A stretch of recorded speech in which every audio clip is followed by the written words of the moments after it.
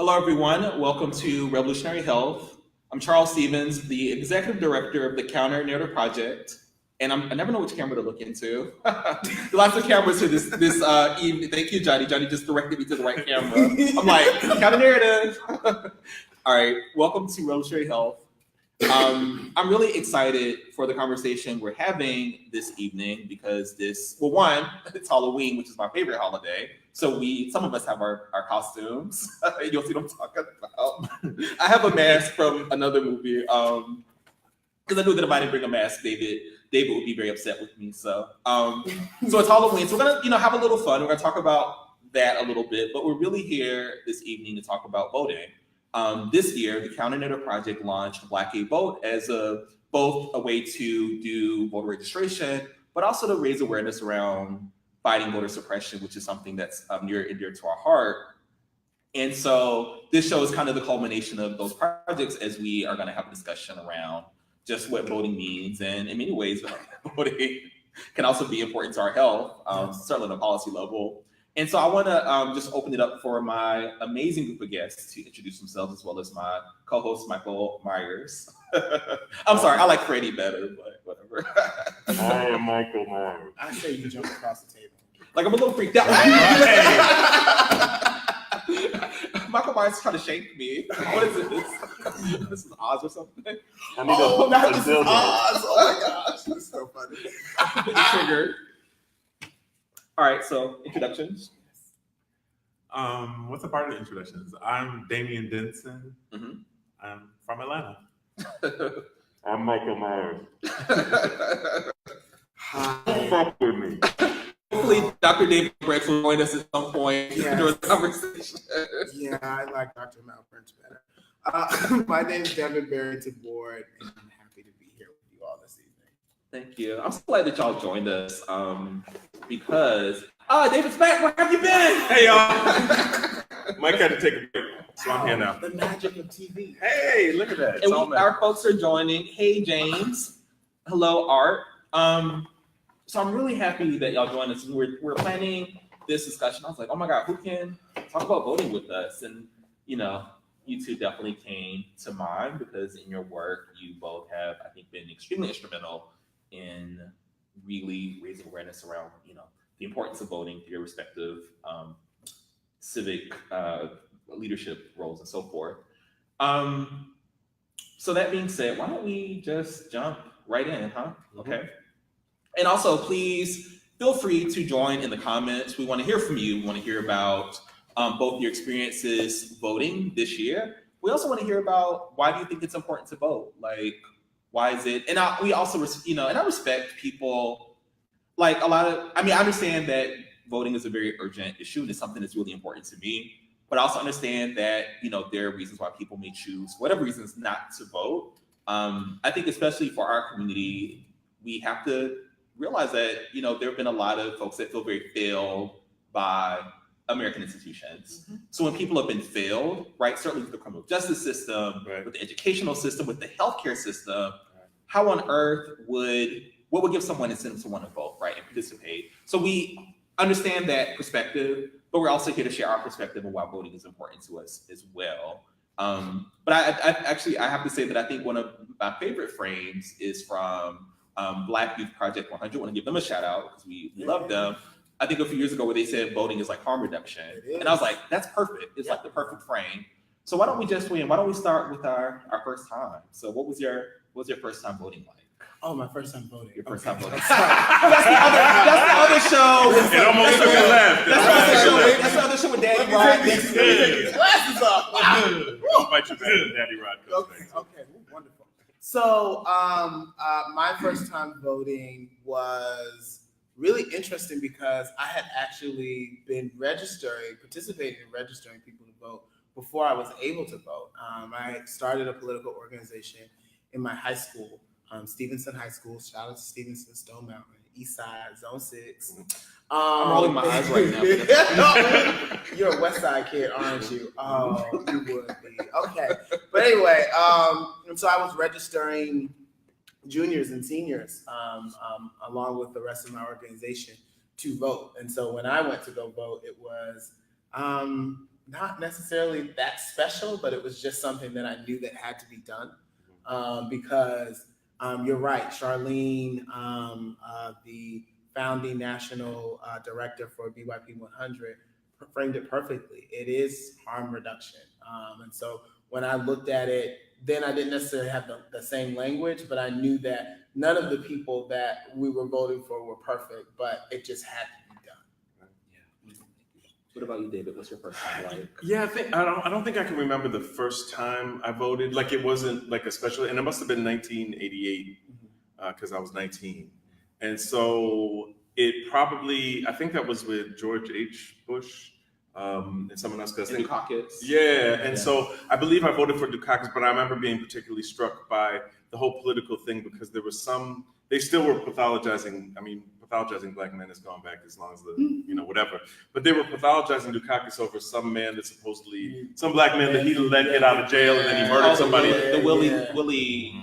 Yeah, I know what you're talking about. Yeah, and I remember that, and I remember being turned off by that whole political thing, but I remember voting for Dukakis. But I think for me, I remembered more stuff with like voting for Clinton. Willie Horton, that's what it was. Willie Horton, yeah. But I remember voting for Clinton, and I definitely remember where I was, what I was doing with Obama. Like, I mean, that's like, it just, I think that's why I can't remember those other ones, because when Obama in 2008, like it was such a huge thing. So yeah, but my first time I don't remember too much, but afterwards it became more and more important over time.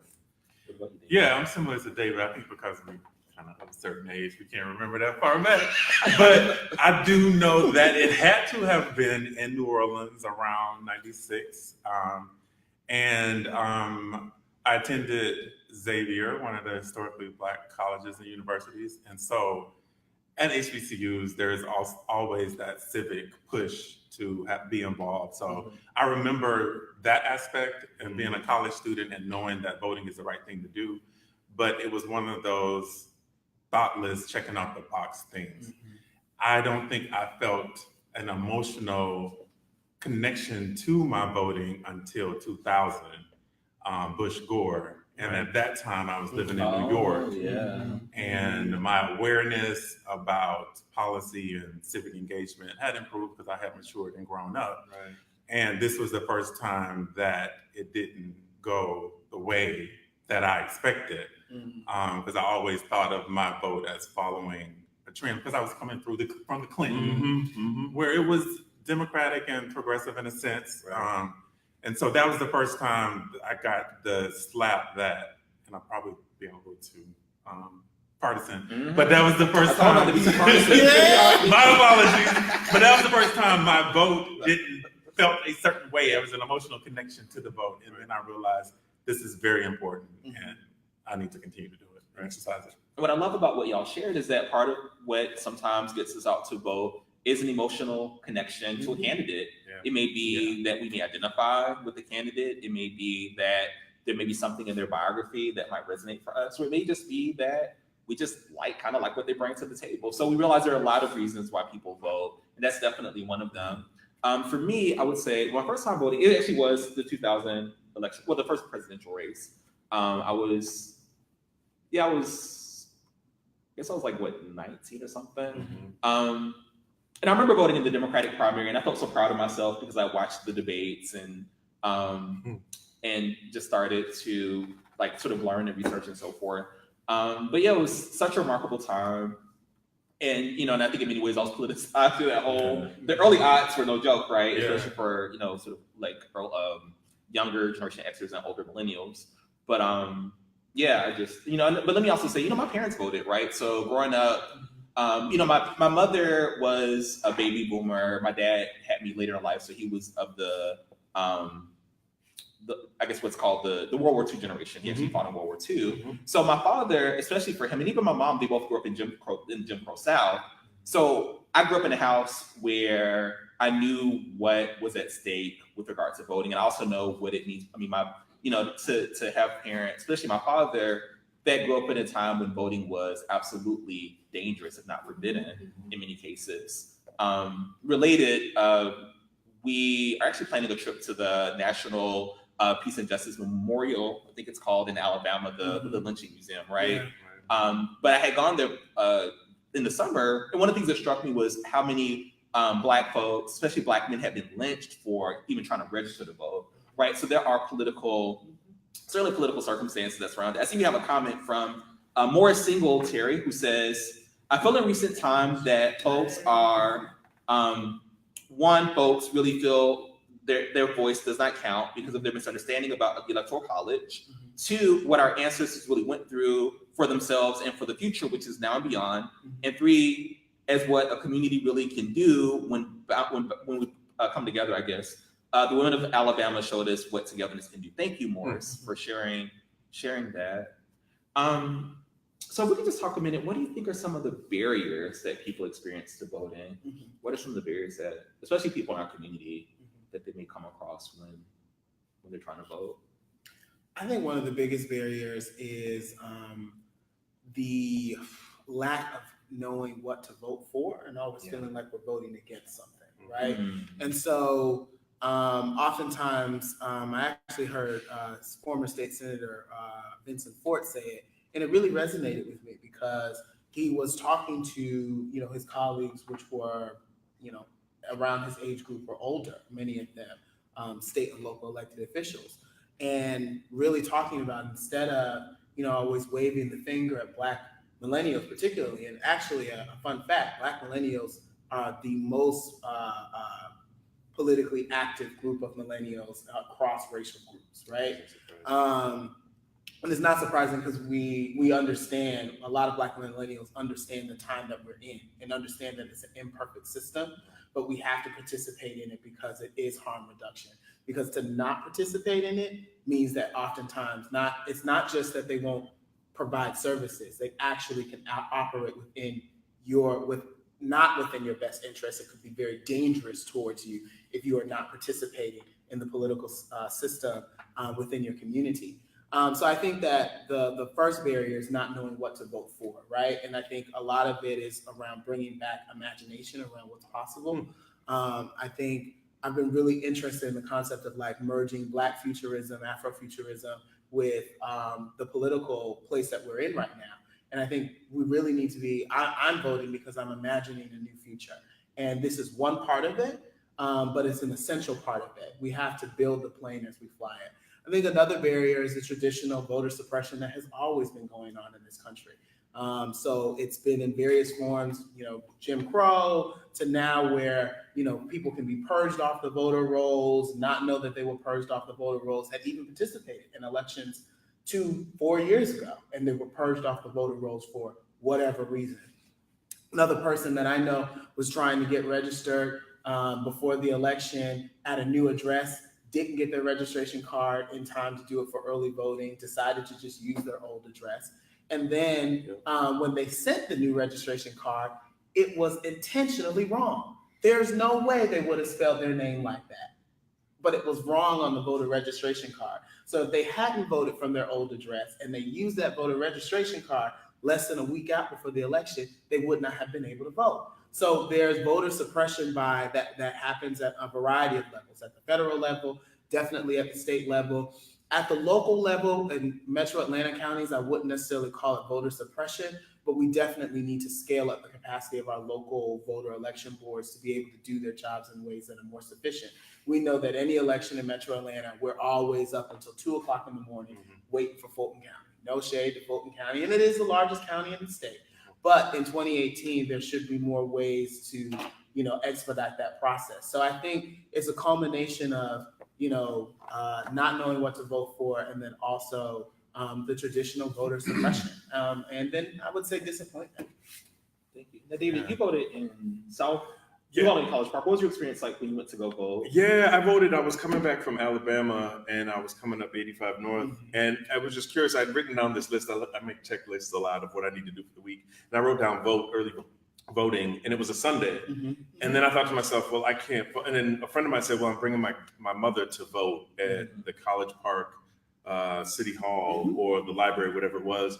And I said, wait, you can vote on a Sunday? He was like, yeah. And he showed me the link, and I had no idea. I literally thought early voting was only Monday through Friday. Looked on the link, and I saw on Saturdays it was 8 to 6 or 7, and on Sunday it was from 10 to 5. And I was like, oh, wait a minute. I didn't even know, and I consider myself decently educated about this stuff, and I had no idea, but it was something. And so immediately it was on my way back up 85 North. So as soon as I got off, But the fact that nobody reached out to you to say, and I think sometimes you might just make assumptions about folks. That's why I'm like, even if you're someone that's in the know, please share with other people. Yeah. I mean, I know that, if you have a list of, like, we should never assume that people have the information. And I'm the same way, like, no one, I mean, even though we do this work, I'm like, no one, well, actually, that's not true. Someone did send me. Right. What, a nice white ally sent me a list of voting locations, but I'm like, we need to be doing that for ourselves. We have a question from John Jordan. How do you research candidates' voting records and positions on issues in a more streamlined way? Even today, online takes a lot of endless digging. Thank you, John. Are there any thoughts about that? So unfortunately, there isn't the most streamlined way. The way that I would best, the site that I would best recommend is votesmart.org, particularly for your state and federal elections. So anyone who's running for U.S. Senate, governor, or the state House of Representatives or Congress, their voting record would be on there, and they kind of give them grades based on certain matrices or whatever. VoteSmart, I believe, is a nonpartisan site. And so you can find people's voting records that way. For city elections and county elections, that tends to be a little bit harder. So you are going to have to probably go to the website or even go down to the clerk's office and get their voting history for your city council, school board folks, and county commission folks, and mayors. But for state legislature, Congress, U.S. Senate, governor, any constitutional statewide offices, you typically can find that information on VoteSmart. And that's not just a Georgia site, that's available to basically, I think, the entire United States. And some organizations do candidate report cards. I know Georgia Equality does one, for example, and they do endorsements. That may be something to look at. But I'm also a fan for folks that may be moved this way to follow people on Twitter and just ask, like, if there are issues that you care about, just reach out to them and just ask them directly. I absolutely think the Black LGBTQ community in Atlanta, as well as the HIV community, we should absolutely have these candidates on record and educate them, right? And seek to reach out. So if you have questions, I tweeted people all the time, and sometimes they'll respond back. If you ask a very direct, specific question, like, how do you feel about this issue?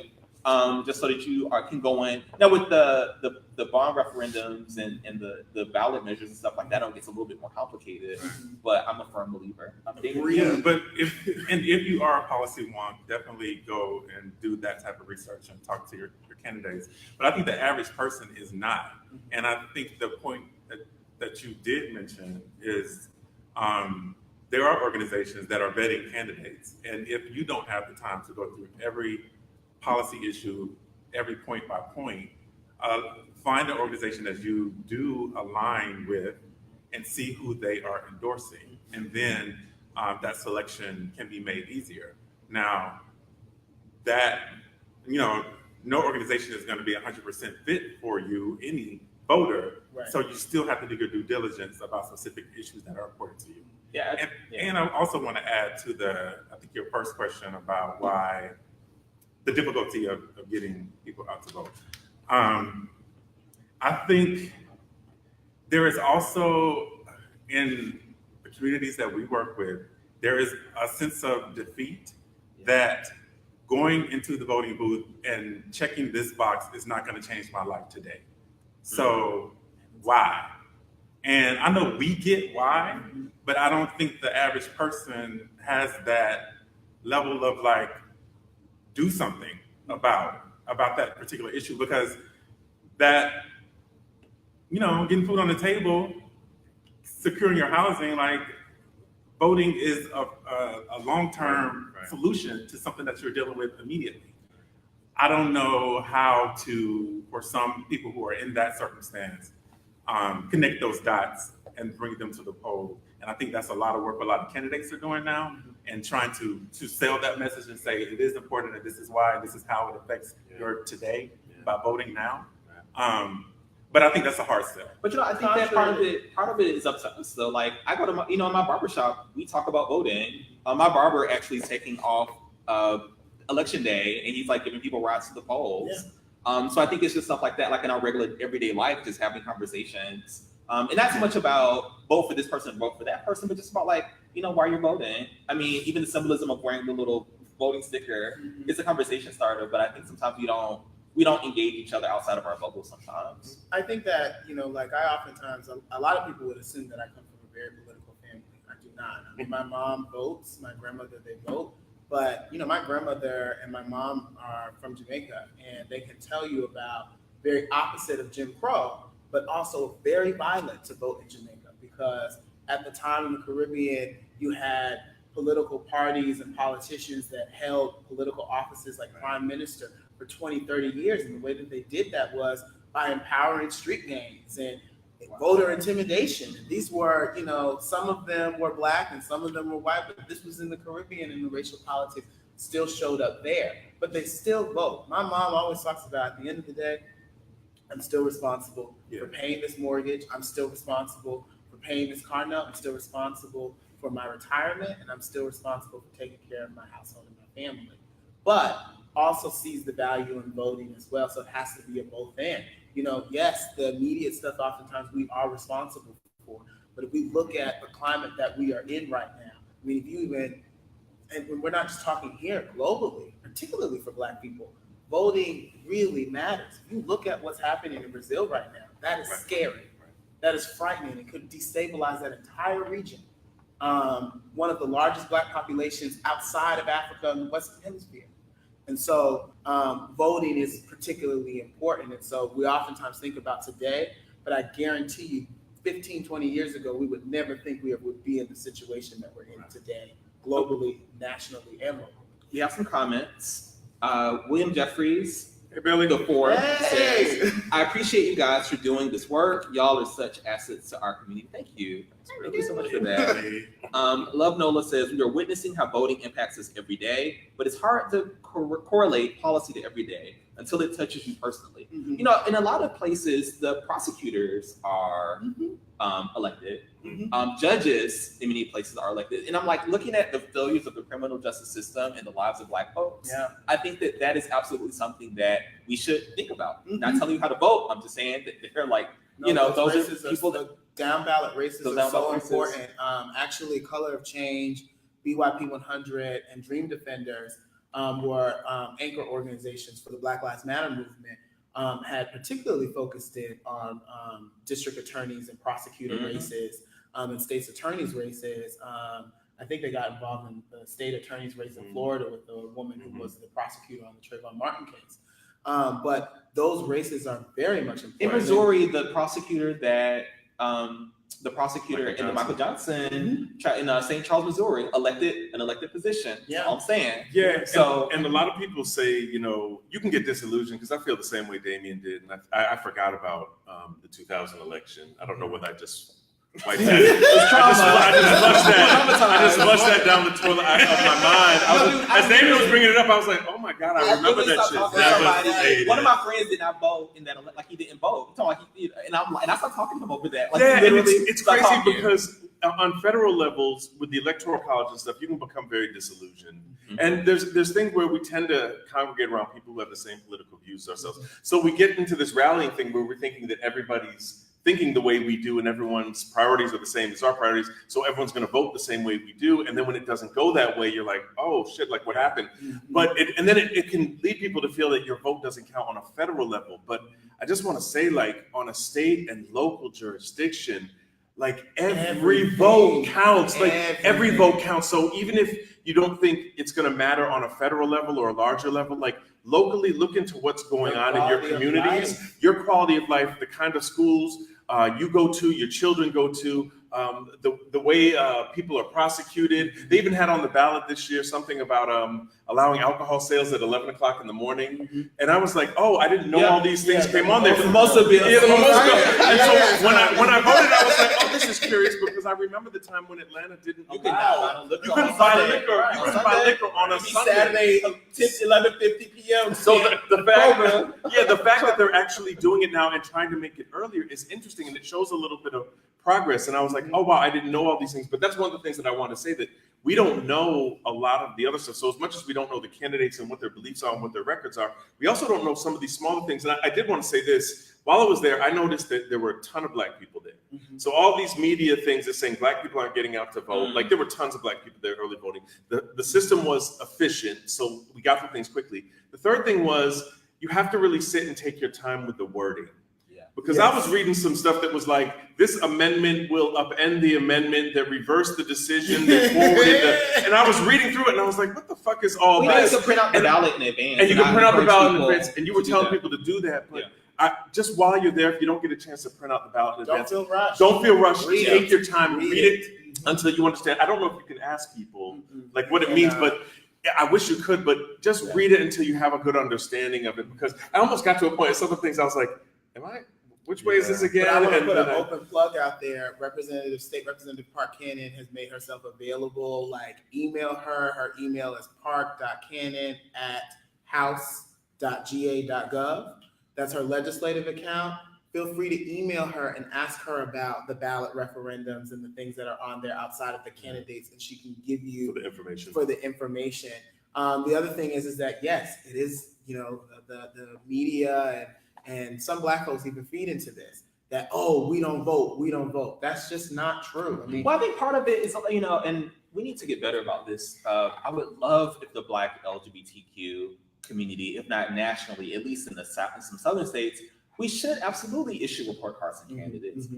There should be, not the County Narrative Project because we're nonpartisan, but somebody needs to be endorsing candidates, black LGBTQ organization. We need to be going to candidate forums. Like when candidates are doing like or elected officials, when they're doing town halls and they're speaking, we need to mobilize each other and show up and ask questions. Well, I think one of the ways around that is to the point, and I'm not picking on you, but to the point around nonpartisan, is that many of the organizing or organizations that can organize black LGBTQ folks are 501c3s. We need some C4s. And we need some C4s. Here's the other thing. Can y'all explain that to the audience so that they actually understand why we can't do that? So 501c3 and 501c4 are tax identifications by the IRS that essentially allows you to receive tax deductible donations and things of that nature. And so they believe a 501c3. So they believe that if you're going to receive a tax deductible donation, that you shouldn't be able to engage in any partisan political activities. However, you are not, counter narrative project. You are Charles Stevens, who has his own voice, and all of the other entities that run these organizations that are impacted by the politics that happens at the Gold Dome or in Congress or at City Hall are also citizens who also are impacted by this as well. And so I do want to uplift Black Wave and Rafer and his husband, Dr. Kelly Johnson, who have started this organization that will be more of a 501c4 style organization that will be able to endorse candidates and engage in some more heavy political activities. But we need more of that, and not just in Atlanta. We need that throughout the South. I see there's a nonprofit lawblog.com that has some good C3 versus C4 information. So check that out. We just got the notice that we have 2 more minutes. That went so quick. I want to do a few shout outs. I want to definitely give a shout out to Positive Women's Network USA. They have been doing some amazing leadership work around organizing the HIV vote. So please check them out. They have some great information. And Nana. Hey, Nana. Nana says also you can go to trusted sources to look at their voter guides, e.g. Color of Change. PAC has endorsed NDA races, and 501c3s can endorse issue measures. So learn something. 501c3s can endorse issue measures, but not candidates. Because that's not considered partisan. Right. And ballot measures are often deliberately confusing. But definitely check out Positive Women's Network USA, organize the HIV vote. Definitely check out Color of Change. Definitely check out BYP 100. They have some great stuff. And also in the comments, if you want to make suggestions for websites and resources for folks to check out, please drop them in the comments. Any final thoughts before we say goodbye? I do want to say one more thing. I think that we want people to vote, certainly, but I think we also need to find a way to, so many of our folks have been absolutely failed by institutions, and we need to figure out how to have a conversation where we acknowledge that people have been hurt. The voting is just the start of it. Your civic responsibility does not end there. And so I think the last thing I would like to say is that I've worked in politics for a long time, and I know that even the best politicians they're like children. If you aren't there as a parent, they're gonna F up at Oh, school. absolutely. And if we aren't there If we're not in their as faces. community, there's so many forces. Even the best Black politicians have been corrupted because a lot of times Black community, we vote them there and we think that that's the end of it. No, you've got to keep your foot on their necks to make sure, even our own, to make sure that they operate within our best interest. So voting is just the start of it. In January, I know everybody's got to work, but in your circle, find 5 or 6 people that can rotate out and go to a community meeting and report back to your circle. And run for office, for goodness sake. And run for office.